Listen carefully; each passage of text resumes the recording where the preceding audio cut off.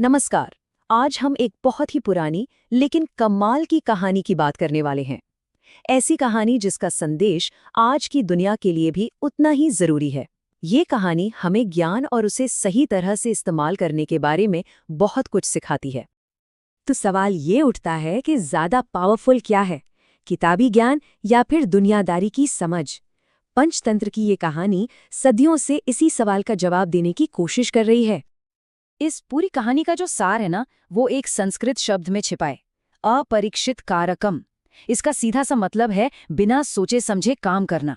और ये शब्द हमें चेतावनी देता है कि जल्दबाजी और घमंड में लिए गए फैसलों का नतीजा कितना खतरनाक हो सकता है। तो चलिए सबसे पहले समझते हैं कि ये ज्ञान और विवेक की बहस आखिर है क्या।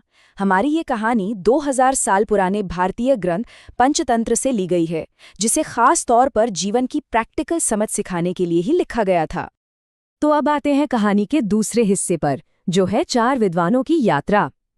कहानी की शुरुआत होती है उज्जैन शहर के 4 दोस्तों से।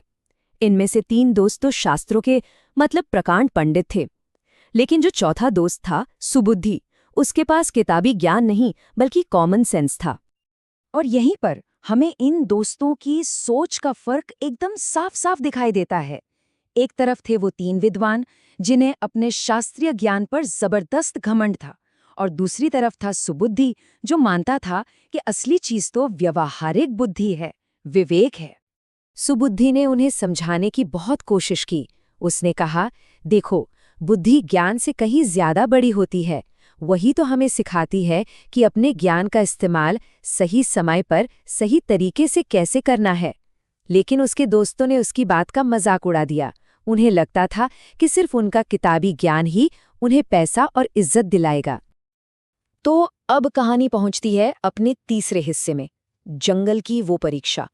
पैसा कमाने के लिए ये चारों दोस्त एक घने जंगल के रास्ते से गुजर रहे थे, एक ऐसी जगह जहां उनके ज्ञान और विवेक दोनों का असली टेस्ट होने वाला था। जंगल में चलते चलते अचानक उन्हें जमीन पर कुछ हड्डियां बिखरी हुई दिखीं। सुबुद्धि ने देखते ही पहचान लिया कि ये तो एक शेर की हड्डियां हैं। उसने फौरन सबको चेतावनी दी कि यहां से निकल लेना ही ठीक है, लेकिन घमंड में डूबे उन विद्वानों को इसमें अपना ज्ञान दिखाने का एक सुनहरा मौका नजर आ गया। और बस यहीं से कहानी एक बहुत ही भयानक मोड़ ले लेती है, जो हमें चौथे हिस्से पर ले आती है, एक विनाशकारी रचना। अपने अहंकार के चलते उन विद्वानों ने उस मरे हुए जानवर को फिर से जिंदा करने का फैसला कर लिया। ये जो विनाश था, ये 3 स्टेप्स में हुआ। सबसे पहले एक विद्वान ने मंत्र पढ़े और देखते ही देखते वो हड्डियां जुड़कर एक कंकाल बन गई। फिर दूसरे ने अपने ज्ञान से उस पर मांस, खून और खाल चढ़ा दी और एक बेजान शेर का पूरा शरीर तैयार हो गया। अब बारी थी तीसरे विद्वान की, जो सबसे खतरनाक कदम उठाने वाला था, उस शेर में जान डालने का।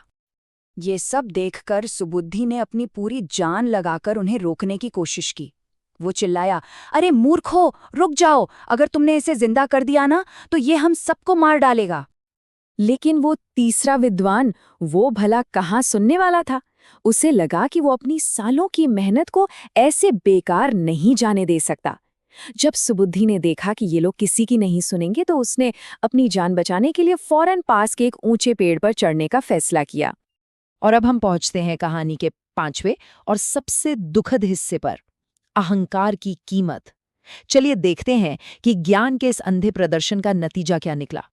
जैसे ही तीसरे पंडित ने उस शेर में जान फूंकी, उस जानवर ने अपनी आदत के हिसाब से सबसे पहले अपने ही तीनों बनाने वालों पर हमला किया और उन्हें मार डाला।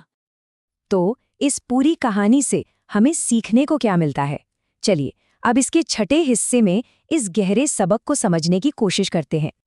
देखिए, फर्क बिल्कुल आईने की तरह साफ है। एक तरफ थे वो विद्वान जिनके पास किताबी ज्ञान था, जिसका मकसद था सिर्फ दिखावा करना, और नतीजा मौत। वहीं दूसरी तरफ था सुबुद्धि, जिसके पास थी व्यवहारिक समझ। उसका मकसद था खुद को बचाना, और वो अपनी जान बचाने में कामयाब रहा। पंचतंत्र का एक श्लोक है जो इस पूरी कहानी का निचोड़ बता देता है। जो लोग शास्त्रों के ज्ञाता तो हैं, पर दुनियादारी की समझ नहीं रखते, वे उन मूर्ख पंडितों की तरह मजाक का पात्र बन जाते हैं। तो सबसे ज़रूरी बात यह है कि ज्ञान यानी नॉलेज एक टूल की तरह है, एक औजार की तरह। लेकिन विजडम यानी विवेक हमें ये बताता है कि उस औजार को कब, कैसे और इस्तेमाल करना भी है या नहीं। उन विद्वानों की मौत उनके ज्ञान की वजह से नहीं हुई, बल्कि उस ज्ञान को इस्तेमाल करने की समझ न होने की वजह से हुई। तो सोचिए, ये 2000 साल पुरानी कहानी आज के इस दौर में, जहां हर तरफ डेटा है, एक्सपर्ट्स हैं, एक बहुत बड़ा सवाल हमारे सामने रखती है। आज की इस दुनिया में वो कौन से मौके हैं जब हमें अपने ज्ञान को अपनी समझदारी और विवेक से संभालने की सबसे ज्यादा जरूरत पड़ती है? इस पर सोचिएगा जरूर।